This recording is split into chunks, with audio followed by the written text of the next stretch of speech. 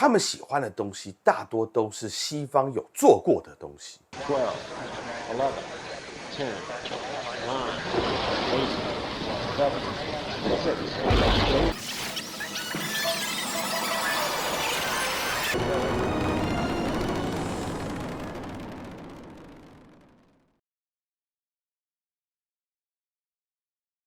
Hey yo, welcome to Painter 这个人绘画以及画家的频道。来，嘉信，我们今天聊什么 ？Bring it out。为什么最近大家都在谈蔡康永？因为他那个台北艺博全售啊，是好奇说全售是个新闻吗？是这样吗？没有啊，就是他有全售，对吧？啊，就好像有人在吵架。好，没有，事情是这样子。因为其实蔡康永这已经不是他第一次办展，早在我记得是1年前、2年前，其实就已经在台北内湖的一家画廊办过蔡康永的个展，而且那个时候的成绩据说也是全售。当然啦，那一次其实讨论度就已经很高了。我想那个讨论度不是指的是藏家圈或者是离得比较远的，而是从那个时候靠北艺术这种匿名的发文攻击的这种黑特网站，其实就已经在讨论了。然后这次也有，但是你知道为什么这届台北艺博蔡康永的新闻会这么大吗？为什么？因为这一届台北艺博的景气买气降温的非常厉害。在这次台北艺博当中，那种我们以前所认为的一般人看不太懂的，需要一点所谓的这个审美的品味的，需要一点 taste 才能观赏的作品，可以说销量是一跌不起，无人问津，或者是有价无市。然而，在这样子的景气环境下，什么东西依然屹立不倒，你知道吗？是什么？就是写实。还有蔡康永的作品，在这个万物皆萎靡的情况底下，蔡康永的问题又被推到群众的浪尖的前面。怎么大家都卖不好？就是蔡康永这个写字的作品卖得非常好，所以是因为这样子才产生很多新闻啦。为什么台北艺博这一次会卖不好？大概从2023年的下半季一直到现在2025年。其实中间的市场就经历了一个很长的颓势。以前我们去台北艺博的时候，我们都希望会有过路客的产生，就是人家走过画廊，然后看到画廊展出什么样的作品，然后在那边决定要不要买。可是大概从2023年、2024年，这种事情就很急剧的在下降。这一次在台北艺博期间，其实我人不在台湾，我在巴黎，在巴塞尔。就是去看这个艺博会，在这个里面呢，其实你会发现，不止台湾卖不好，其实连巴黎的巴塞尔的总体的成交量也不如以前。虽然我这边打个惊叹号，就是其实巴黎巴塞尔的总体品牌价值还上升，它真的超越巴塞尔在总销量的层面上来讲。可是从景气的销量来说，尽管是巴塞尔这样的品牌都不是非常景气，我觉得是之前整个画廊体系遗留下来的问题。嘉信，我们做个简单的算术题，什么样的作品是我们买回来真正可以觉得保值的？其实就是这个作品它到底能不能进入一个被后世记载的历史当中，不管我们讲的艺术史还是绘画史，还是后世创作者所沿用的这个占比，它高不高，才是它最后的价值嘛？那我们再讲一个很好玩的数字哈，全世界的5大画廊，就最顶尖的5家，如果一家画廊1年要办10档展览，一档展览是一个艺术家，那么是不是在1年当中，这5家画廊会产生50位？10年产生几位？500位啊，500位吧，对不对？但我们打个折，这边有的是连展，艺术家重复展的，我们打个8折，你看500乘0.8，400位。OK， 嘉信，我问你，你觉得这个世界人的记忆体可能承载10年当中出现400位艺术家这样吗？应该很难吧？你看台湾10年才选出几位总统？那10年顶多2位、3位，差不多了嘛，对不对？总统有3位哦，那边已经出现了400多位艺术家了。那你去想想看，通常艺术史以一个10年来说，他能记得这么多人吗？艺术史正常的记忆量是50年出现了5位被大众所记得、记载起来的艺术家，在其他的艺术家是你要去研读艺术史才会知道的。好了。请问一下，大画廊以这种方式在造新，会发生什么事情？那就是后面很多的藏家发现，他买的作品本身不保值。我讲的只是大画廊，就刚刚那个5家制造了400位，那你再去想更可怕的数字，光台北艺博就有100家、200家的展商。台北艺博只是全球其中一个地方，全球这近1000家画廊1年要至少多少位艺术家？等于在最高层次的这些藏家当中，就已经发生了信心危机了。他们很多人花了大价钱买的作品买回来血本无归，再卖都找不到地方卖了。所以你从这个角度去想，全球的艺术景气市场不好，无非只是一个时间早晚的问题了。而我们现在，我觉得就在经历这样的一个时间点。那为什么蔡康永会出现在艺博里啊？这世界上有很多不同的艺术博览会，而这每一种艺博，其实他们筛选的标准跟方式是一个艺博一个样。当然，这里面有一些艺博是非常严格的，比如我们讲的巴塞尔，他会比如说注重你画廊有没有替你的艺术家出版啊，有没有做一些非盈利性的研究计划，甚至非盈利性的展览，他会有这些对艺术奉献程度的行为考核，来决定你可不可以进到像巴塞尔一个品牌这么高端，可以具有抬价能力的这样的一个地方来卖。但台北艺博其实在审核度上，在众多艺博之间，如果不比较饭店博览会的话，可以说台北艺博的审核标准不算高，它里面有这种会员加权分数啊，然后还有就是每年要缴年费啊，等等等。当然，台北艺博里面最重要的啦，就是说你要争取到好位置，就需要靠积分哦，这是它里面的一个制度。但是对于谁能参加，谁不能参加，它其实评选的标准没有像巴塞尔 Frieze 一样这么样的严格，所以这也是为什么，比如这样的画廊可以带蔡康永进来到这个博览会的原因。但是我自己认为啦，作为一个努力坚信艺术是平等的，每个人都是艺术家，什么都可以是艺术的，像我这样的一个信仰者来说，我反倒觉得台北艺博在这个程度上比巴塞尔先进多了，你懂我意思吗？因为它这才叫真正的所谓的平等嘛，开放嘛，而不是说像现在很多国际艺博，其实都一直用一种很硬性的规定在卡人。那很多人说蔡康永不是名人吗？为什么他算艺术家吗？蔡康永算不算艺术家？我觉得这个问题我们节目当中反复的在强调一遍，因为记得我们曾经做过一期川普是不是艺术家嘛？本节目的观点是我们相信、坚信人人都是艺术家，这是博伊斯讲的。所以我觉得其实从这个范畴来讲，蔡康永当然是艺术家，因为你说一个人不是艺术家，等于说他不是人嘛。人人都是艺术家这句话到底什么意思啊？他是由博伊斯所提出的这句话，当时他讲出来的时候，有他自己的历史语境在，就是他其实有他对话的对象，包括当时反对这种精英对于艺术的垄断，要把艺术的边界给打开，并且像博伊斯特别讲究所谓政治参与、公众参与，每个人都可以去创造自己要的东西的这样的一个精神。他当时喊出了这么一句口号，叫“人人都可以是艺术家”，就意思说你可以去创造很多你的事情，这样创造你就是艺术家。每个人都天生具有这个潜质，可以是艺术家。这是当时他讲出这句话的一个立论，在他更之前的这个度上嘛，讲的就是什么都可以是艺术啊。接下来艺术不再只是绘画啊、雕塑啊，甚至还有像安迪沃荷讲的，在未来世界当中，每个人都可以成名15分钟。可以这么说，从他们那个时代就已经致力于打破艺术家的固有想象，打破艺术界的固有规则。那蔡康永的作品好吗？只要是艺术作品都很棒，都有它值得被看见，都有它值得被挖掘、品尝的一面。蔡康永的作品好不好？我会觉得超赞，就是很棒，没有什么不好的。你刚刚说他的艺术品包含他的绘画吗？我觉得第一个啦，各位知道我们节目的操性就知道，如果是绘画，我一定是严厉批评嘛。就比如说许绍恩那一期，我就真的把他当做一个17岁画画的人，然后来批评说，这个画到底好不好？好了，你现在问，在绘画标准里面算不算好画？那我不就反问你，你觉得蔡康永的作品算绘画吗？对于我而言，蔡康永的那些作品其实并不是算绘画的范畴啦。虽然是以平面的方式出现，但是其实这里面的很多事情，绘画完全不是他所要讲的主轴，所以我根本就不把它当绘画来评量。我觉得如果他说他自己是画家的话，那我们绝对会做一期节目来评说他到底那个东西算不算绘画。但我觉得就是说他自己也没这样想嘛，是不是？就我这样讲，如果今天蔡康永莫名其妙得了金曲奖，周杰伦应该也会很不高兴的。但是蔡康永不就没有吗？所以我觉得这个评论本身没有什么意义，因为我不觉得他觉得自己是画家。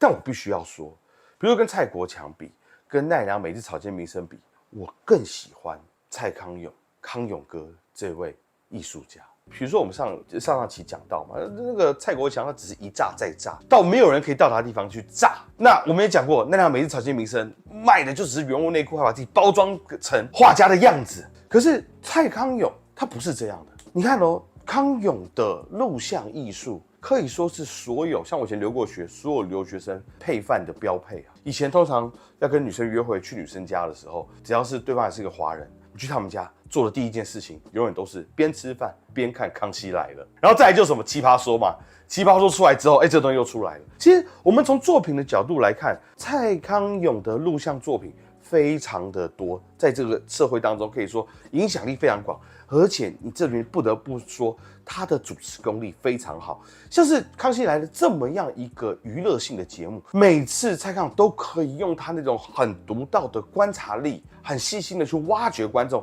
乃至于他可以把娱乐性这么强的节目弄得非常哭点。他还参加《奇葩说》，而且《奇葩说》是一个在中国言论还算开放的时代的一档黄金的节目，因为它是个辩论大赛。他自己在节目当中访谈表示说，《奇葩说》是他做过最自豪，就是他最喜欢的一档节目，因为这里面陪着这些参赛者熬夜苦战，准备说辞，击倒对方，对他来说是他人生的高光时刻。那包括像其实最早的时候是那个真情指数，哇，那每一集泪点都爆满。然后还有我们小时候听的那个有声书，蔡康永评三国，他最近出了情商书，有没有？就蔡康永谈情商，教说话。其实你会发现，他不管在出版啊，就是所谓的文件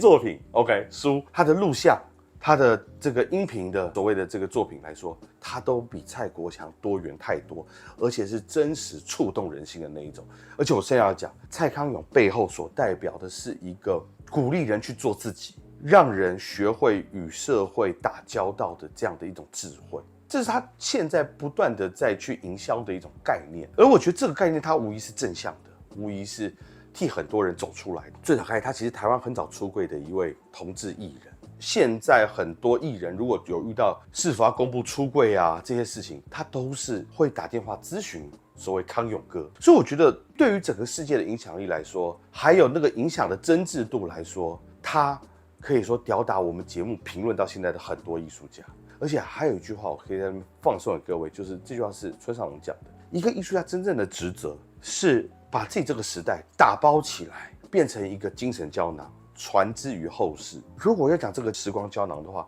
有什么比蔡康永更能代表这个时期？如果要我去评选那个时代的台湾时光胶囊，蔡康永他的一系列节目，他的一系列的言行，我觉得是真正很代表这个东西的。所以艺术家这方面我给过，但艺术品不要问我，因为我觉得都很棒。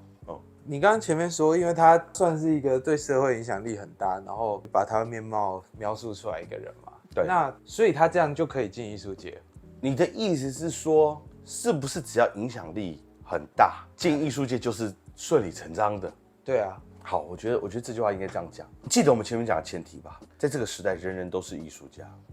OK， 所以其实可以说，谁是谁不是已经不是重点了，因为全部都是。可是呢，这里面有个问题，人可以自封为艺术家是完全合理的，但人要怎么成为别人眼里的那个艺术家？嘉庆，你觉得自己是艺术家？好 ，OK， 你觉得是可以。但问题今天是我要把你拎出去说，这是嘉庆，他是艺术家，然后大家都要点头嘛，说是嘉庆是艺术家 ，OK， 等于说如何成为人们所认可的那个艺术家是更加难的。但是正如同当代艺术一直在消解自己艺术的神圣性、艺术严肃的界定问题等等，都会消解掉了。在这个里面，其实没有任何的本质的、亘古不变的定义，这个东西已经被消解掉了嘛。好 ，OK。在这个情况底下，谁天生是更可能被人认为只认是艺术家的人呢？不就是在这个社会当中有金钱、有权力、有影响力的人吗？虽然人人都是艺术家，但这些人天生就更好、更容易成为人们眼中的艺术家。那为什么现在像北美馆他们不会有蔡康永这种人在里面？哦，你的意思说，如果我刚刚讲那个情况，才是对，才是真理的话，该有的样子的话，因为掌权的人的问题，这里面要问的事情是，到底在美术馆、画廊里面掌权的人是谁啊？其实讲到这个问题我们就必须要搬出另外一个名词，就是布尔乔亚了。小布尔乔亚，我会给他们提供另外一个外号，叫做艺术切割党。这些人他们在搞艺术，可是像他们的祖宗杜尚博伊斯说过，人人都是艺术家，什么都可以是艺术。他们把它奉为圭臬，但是事实上，他们又特喜欢在这里面搞出一些鄙视链，去歧视一些他们觉得不上档次的。哪怕当代艺术本身就是在消解档次跟阶级这件事情，他们依然会有这样的感觉。但这源自他们出身，他们通常家境还不错，出国留学，然后不能说这辈子吃喝不愁，但是至少在他们留学回来之前，基本上都是吃喝不愁的一个阶段。OK， 而这个吃喝不愁本质上可以养很多一般死老百姓一辈子这样子，所以他们本身来讲，其实是有这样的一个经济收入上的特殊性的，然后最后回来掌握这些美术馆啊、画廊啊这些关爱。那在这些里面做官的人，其实他们有个特质啊，就是说，其实他们非常的光鲜亮丽、人五人六，而且手握有权力，但是他们本质上特别迂腐，特别相信经典、权力跟机构认证。虽然他们表面上会说着就是他们非常的先进以及开放，等于说他们是一种从众者，看起来光鲜亮丽的人，但却是一个缺乏独立思考的人。在这些人的作用底下，他们唯一的目标就是要自己活得体面。那当然，他们活得体面就会有一堆规则条条框框，他们自然会觉得像蔡康永这么样的一个大众的东西，是一个很俗气的东西，很不入流的东西，就是一种市场的操作不够高贵，所以他们会拒绝这种人进到这个场合里面来。但是我说他们有独立思考能力，就在于这里，就是当代艺术早就已经预示了，艺术没有边界，艺术家没有定义。但是他们从来就是拒绝相信这种人的人。那这种阶层，这种布尔乔亚，他们喜欢的作品都有什么特性？因为他们从众，他们盲从，没有独立思考能力，甚至没有什么主体性。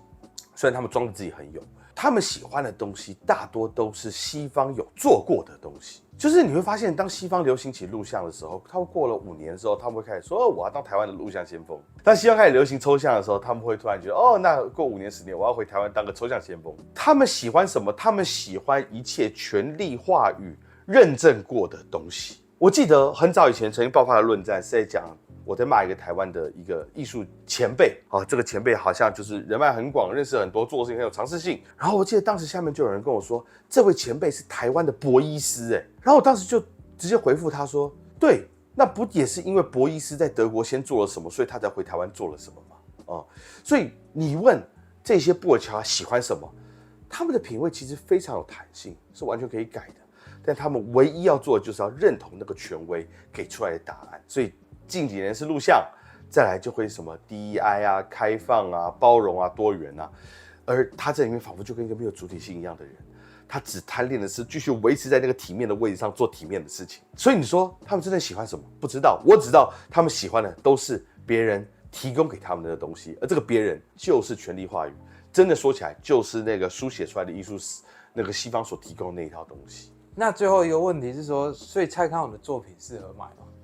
我觉得端看你把它当做什么来看呢？如果你把它当做绘画来看的话，在绘画上来讲，如果他那东西算的话，那基本就沦为一种所谓的原味内裤。如果你是想收藏绘画的话，你千万不要去买他的作品，因为完全无关。但是我觉得从收藏的角度来说，是值得买的。当然这有前提啊，什么前提？就是在它的量有得到控制的情况底下。蔡康永那个作品的制作难度本身其实不高，所以制作难度不高的东西就跟黑色喷火龙一样，它只是个印刷品。如果只是这样子的话，它的量就至关重要。在荧幕前的各位，有想当藏家想买蔡康永的作品，一定要注意这个量是不能太高。我刚才前面讲了，当绘画来讲，它就是个原味内裤。可是注意哦，当它是当代艺术的时候，原味内裤一点问题都没有。就比如说我们讲川普的帽子、安迪沃荷的绢印，那个就是妥妥的原味内裤，而我买的就是那个东西，毫无压力，一点问题都没有。其实为什么原味内裤在本频道可以是一个贬损人的一个词汇，主要作用在就像奈良美智跟草间弥生这两个咖身上呢？为什么？是因为他们不停想要包装自己是一个这种独立创作的画家，每幅画都倾注心血跟灵魂，但实际上制作的难度跟原理就跟蔡康永的作品或者是川普的帽子差不多的情况底下，我们才说它是原味内裤。所以可以这样讲啦，就是蔡康永那个作品虽然符合我们讲原味内裤的定义，但在当代艺术界，我觉得没有问题，完全可以买。各位注意，在我刚刚讲的蔡康永的所有作品当中，什么录像的啊，什么有声书啊、书啊这些东西里面，你是很难去收藏的。你能收藏一期奇葩说吗？你能收藏一期康熙来了？I don't know， 就你这是做不到的。而他今天在这一家画廊里面，终于把这个蔡康永这个人做出一种可收藏的分灵体。我觉得在这个情况底下，买他的作品就跟买名人字画是一样的。甚至就是对于我来说，我还会讲究蔡康永的作品哪一件他自己刷的。就如果是我去收藏的话，我一定特别要这个东西，因为我买是这个名人效应嘛。这就有点像是说，比如约翰·兰农的书信、Lady Gaga 的乐谱，他自己在谱写乐谱的时候，你说这个东西可不可以卖？当然可以卖啊，因为希特勒的书信。梵谷自杀时候的手枪，手枪梵谷又不是什么职业杀手，他那手枪就是不知道从哪搞来自杀用的，也可以卖。所以可以说，这种拍卖本身背后是种名人效应的加成。我觉得站在这个角度，那至于他的粉丝，至于喜欢他的人，我觉得是完全可以买的。所以我认为，只要用当代艺术看，并且喜欢蔡康永，买，而且这个东西量不多的情况底下，还甚至是有二手市场的价值的。好啦，那这里是 Pentaverse 关于绘画以及画家频道，我是杨力，有什么更多问题，请下方留言，我们下期见喽，拜拜。